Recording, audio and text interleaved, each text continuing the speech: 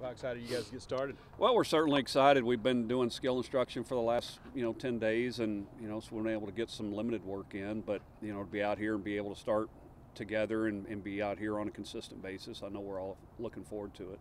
It's a little unique for you guys positionally in that you lose 6 guys, but you're able to replace them with experienced players and a chance to start 5 seniors in this group. How important is that core group of 5 seniors? Well, they've been incredibly important to us from a leadership standpoint from day one, and being able to have guys that did play every day for us, and then quite a few that played in some big moments along the way last year. It's been a luxury to have those guys back. They've been fantastic. Has one guy really stood out as the leader early on, or at least through the fall? They've all done a fabulous job, and we're going to count on them all year long to be big parts of what we're doing. Coach, is there any one thing in particular that you feel like maybe the biggest challenge y'all are going to have to overcome this year? Well, just for the next 3 weeks, trying to play together as a group and play the game fast, getting ready for, somebody else in the other dugout and fans in the stands, and we're going to be a team that's going to grow as the season goes along. Depth in the pitching is one of the things that you seem to have a lot of, but there's also some health questions with guys in the fall. How's Kilkenny and Larkins in particular come back after the fall? Knock on wood, those guys have been great, and we'll see Larkins today in a scrimmage setting, Mitchell tomorrow, but their bullpens have been great and they feel good, so that's a good sign for us. Coach, season tickets announced today that they're sold out. I mean, you got to be thrilled about everybody else being thrilled about you getting started as well. Well, incredibly excited and thankful for the 12th man. I mean, that's what makes Olsen Field at Bluebell Park what it is, and that's the fans, and for them to have bought every ticket that we have before we're still 3 weeks out says a lot about our support. Where you're ranked for for how much you lost, where you're ranked, and I know you don't think too much of rankings early, but it kind of shows a little respect for the program in that you can rebuild and retool.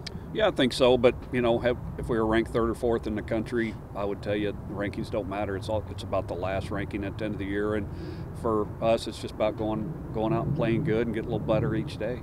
How much are you looking forward to Brigham now that he starred in all kinds of different roles for you last year and then played his way into that Friday role. Now he knows exactly he's going to be your ace. Well, it's a good feeling going into the season having your Friday night guy back, that he's going to set the tone for the weekend, and other guys just need to fall in place behind him and give us a chance to win series. Infield, you've got to replace some guys on your infield, but you have guys coming back. Do you have positions set yet, or do you think that that's something that'll emerge here in the spring? Well, it'll merge, through the next 3 weeks. Austin Holman's done a fabulous job at shortstop. At third base, George Yancha's done a really good job. Braden Shoemake has been fabulous all over the infield, and him and Austin have been great in the middle, and Tommy Holman's a great swing man. So we've got some options, but feel pretty strong about where we're at right now. Could Shoemake play his way in the next 3 weeks to the starting shortstop position, or do you expect him to play maybe second base? We'll see, but at the end of the fall we felt like that was our best middle infield combination, especially with the veteran playing at short, and allow Braden just to relax and not have to worry about being at the quarterback position defensively. I mean, he's been really good at second. He can play anywhere on the infield if we need him to. You're kind of excited to have the rec center finally put together in the outfield. I mean, it seemed like that took forever to get done, but to have not a construction site out there and kind of back to the facade, maybe a little bit different, but that this area is kind of built in, and that might reflect a little bit of sound back on this field. Yeah, I don't know who's more excited, me or Rick Hall, and but I know we're happy that we're getting our home run balls back. So the budget's happy that we're getting our balls back that we've hit over there during practices. So that's nice. What about their windows?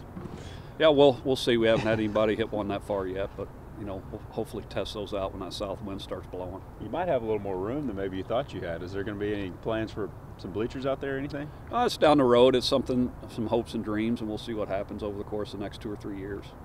Is there a freshman pitcher emerging, or I know it's early, but at least through the fall, that you feel like could really contribute a lot this year? I don't think there's one that stood out any more than others. I think we have 4 or 5 that I am really excited about, and it's all about when the lights come on and people are in the stands, how they perform. But we have 4 or 5 very talented freshman pitchers for us that are going to pitch.